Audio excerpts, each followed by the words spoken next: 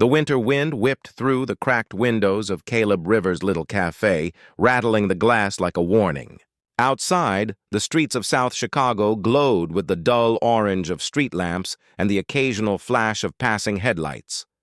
Inside, Hayes's Corner, once the heartbeat of the neighborhood, sat mostly empty, the hum of the old refrigerator filling the silence.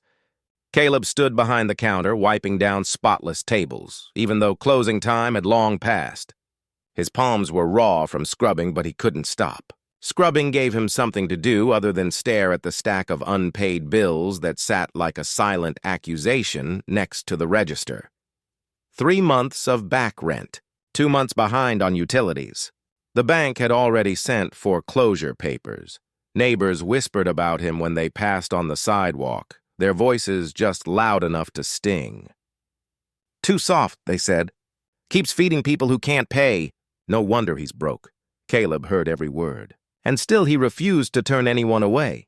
His grandmother had opened this cafe decades ago, serving soul food and smiles to anyone who walked through the door. Before she passed, she'd gripped his hand and whispered, "Feed the people, Caleb. Even when it hurts, especially when it hurts." Those words burned in his heart every time someone hungry came in with empty pockets. Tonight, though, even his faith wavered. The cash register held only a few crumpled dollars, barely enough for tomorrow's bread delivery. The shelves in the kitchen were bare except for one lonely plate of fried chicken, collard greens, and cornbread. His dinner. His last meal before the cafe closed forever. The bell above the door jingled. Caleb turned, startled. A man stepped inside, bringing a gust of icy air with him. His clothes were threadbare, his shoes cracked and dusty. His cheeks were hollow, his hands trembling from the cold. A frayed Bible stuck out of the pocket of his coat. "Sir," Caleb began gently, "we're about to close." The man hesitated near the door. I just need a place to warm up." "I'm sorry to bother you." His voice quivered, but there was a quiet dignity beneath the weakness. Caleb glanced at the lone plate waiting on the counter. His stomach growled. "He hadn't eaten all day. Sit," he said. The man slid into a booth, eyes downcast. Caleb reheated the food, plated it carefully, and set it before him. I can't pay," the man whispered. Caleb forced a smile. "Then tonight you don't have to." The stranger's eyes glistened as he clasped his hands in a silent prayer before eating. Caleb turned away, pretending not to notice the tears that streaked the man's weathered face. When the stranger finished, he stood, shaky but proud. "You've given me more than food tonight," he said quietly. "You've given me hope." "Thank you." Before Caleb could reply, the man slipped out into the night, leaving nothing but the faint scent of winter air and the echo of the doorbell behind him. Morning came cold and cruel. Caleb awoke to the sound of a pounding fist against the cafe door.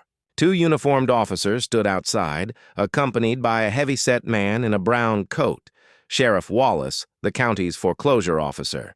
"Mr. Rivers," the sheriff called, "today's the day. I'm sorry, but the bank's order is final. We have to secure the property." Caleb's chest tightened. He opened the door, the metallic click of the deadbolt sounding like a final heartbeat. "Can't we work something out?" he asked, though he already knew the answer. The sheriff shook his head. "I've given you every extension I can. I'm sorry." As the officers began chaining the door, a low rumble of engines filled the street. Black SUVs, sleek, polished, expensive, rolled to a stop outside the cafe. Their tinted windows reflected the flashing blue lights of the patrol cars. The sheriff paused, frowning. "What now?" The rear door of the lead SUV opened with a soft hiss. Out stepped a man in a charcoal gray suit and polished leather shoes. His hair was neatly trimmed, his posture commanding. For a heartbeat, Caleb couldn't breathe. It was the stranger from last night. Gone were the ragged clothes and trembling hands. He stood tall, radiating a quiet authority that made the sheriff straighten unconsciously. Gasps rippled through the small crowd of neighbors that had gathered to watch the eviction. Phones rose in the air, cameras clicking. The man approached Caleb with a warm smile. "Mr. Rivers," he said, his voice smooth and steady, "may we speak inside?"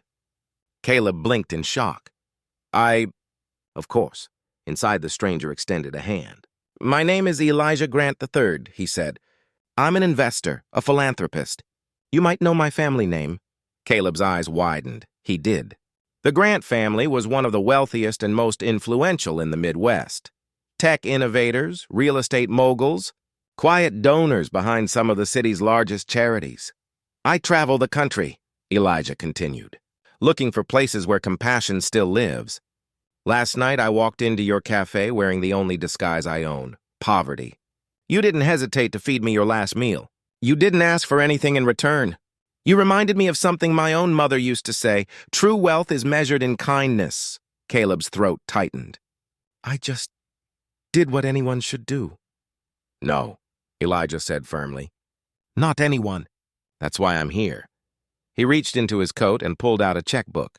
The sheriff and officers exchanged bewildered glances. I'd like to pay off your debt, Elijah said, and fund an expansion. Hayes's Corner should not only survive, it should become a community kitchen, a scholarship hub, a place where generosity multiplies. The sheriff cleared his throat. Mr. Grant, are you saying— I'm saying, Elijah interrupted. This cafe is staying open. He signed the check with a flourish and handed it to Caleb.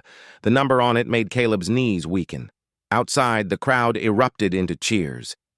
The sheriff tore up the foreclosure notice on the spot. Cameras flashed as Elijah clasped Caleb's shoulder and whispered, Keep feeding people, even when it hurts. Especially when it hurts. Tears blurred Caleb's vision. He thought of his grandmother, of the promise he'd kept even when it cost him everything. Somehow, she had been right all along.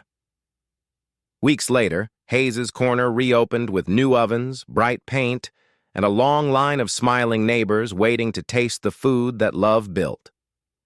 A plaque near the door read, In honor of every act of kindness the world tried to overlook. During the grand reopening, local news crews crowded around Caleb, shoving microphones toward him. He cleared his throat, heart pounding. I gave away my last plate of food, he said, voice breaking, because my grandmother taught me that love is worth more than money. And that night, love came back to me in a way I could never imagine. Never underestimate the power of a single act of kindness. Please like and subscribe to hear more stories that prove love always wins. The cameras captured the cheers, the music, and the aroma of soul food drifting into the cold Chicago night. But what they couldn't capture was the quiet miracle Caleb felt beating inside his chest. The unshakable truth that giving, even when you have nothing left, will always return to you in ways that change everything.